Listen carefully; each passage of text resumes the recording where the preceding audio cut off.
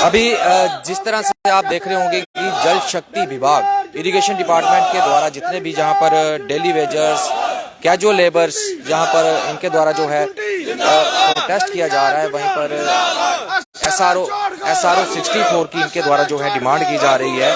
और भी कई डिमांड्स इनकी जो है वो हम जानेंगे कि क्या क्या डिमांड।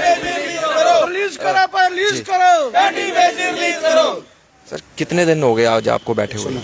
129 दिन हो गया हमें यहाँ पे बैठे हुए। तो क्या डिमांड रखते हैं आप सरकार के सामने? क्या है? दो डिमांड है, एक रेगुलाइजेशन पॉलिसी और पेंडिंग वेजेस। जी सर क्या?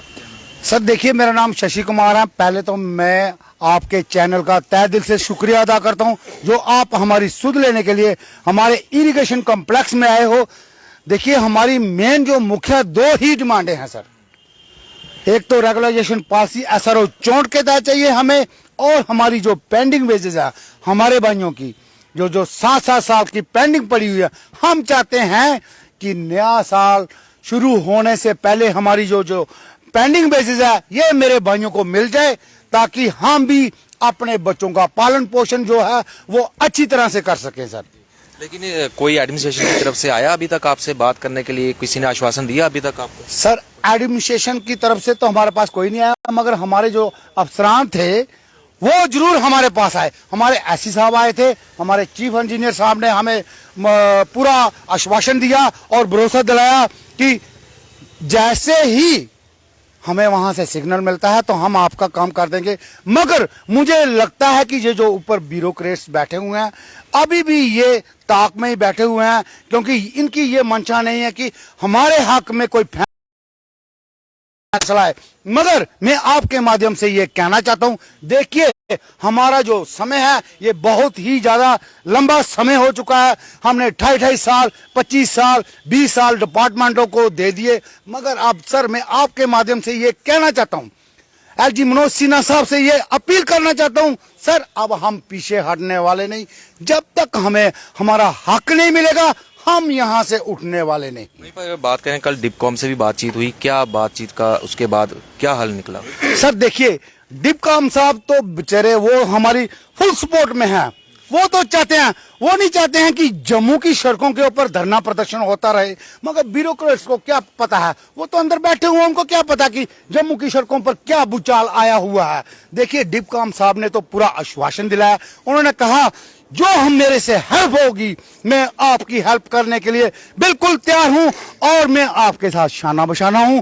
उन्होंने कहा कि देखिए, मैं आपकी जो डिमांड है ये बिल्कुल जायज है। देखिए, उन्होंने भी तो, वो भी तो जानते हैं, उनके भी तो परिवार हैं, उनको भी तो पूरा पता है कि आखिरकार 9000 में क्या हो सकता है। उन्होंने माना, मगर अब उन्होंने हमें जो टाइम दिया है वो दिया है 28 तक।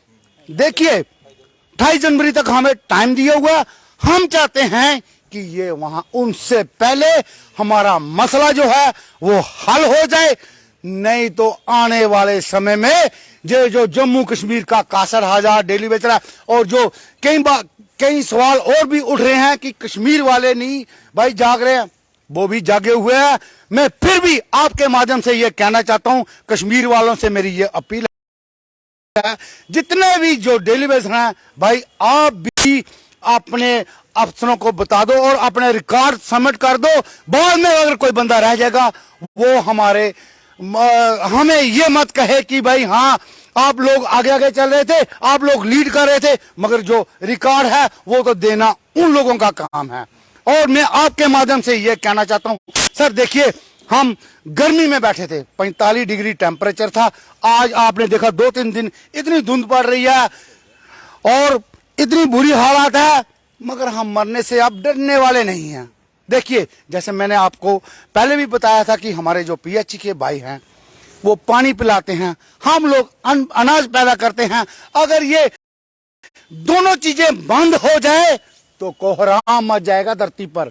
मगर हम नहीं चाहते कि जम्मू वाले पानी की वजह से परेशानी आए, और जो बेचारे हमारे किसान लोग हैं हम यहाँ से पानी बंद कर दे, उनकी जो फसलें हैं वो तबाह हो जाए, हम ये नहीं चाहते। मगर अगर इन्होंने हमें मजबूर किया, आने वाले समय में 2-3 महीने के बाद वो ऐसा कोहराम मचेगा फिर इनको खुद ही हमारे साथ मिलके इस मसले का हल निकालना पड़ेगा। जी, तो क्या आपको लगता है कि ये इलेक्शन का वेट कर रहे हैं कि इलेक्शन आए और हम इनको फिर से कोई ना कोई आश्वासन दें, लॉलीपॉप दे दें, फिर से ये पूरी तरह से चुप हो जाएंगे, फिर उसके बाद देखा जाएगा? कहीं इस तरह से तो नहीं प्लानिंग कर रही है सरकार?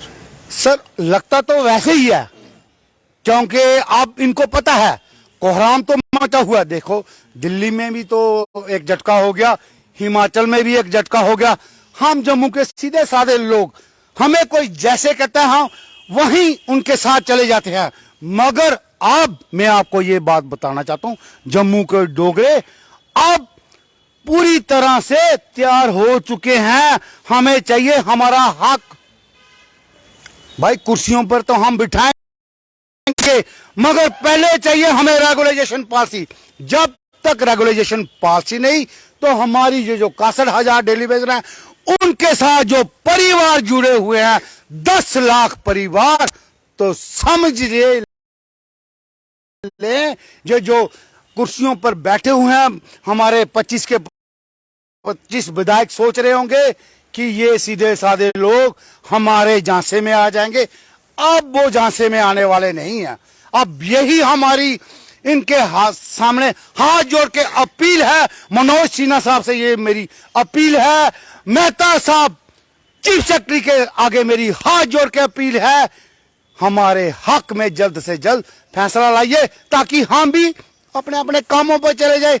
28 तारीख की तारीख दी गई है। अगर मान लीजिए कि 28 तारीख तक कोई भी फैसला नहीं आता है, तो उसके बाद किस तरह का फैसला आपके द्वारा जो एक्शन है वो किया जाएगा? सर वो मैं आपको बाद में बताऊंगा कि वो हम क्या करेंगे, वो मैं आपको बाद में बताऊंगा। इसके बारे में मैं अभी कुछ नहीं बोल सकता हूं।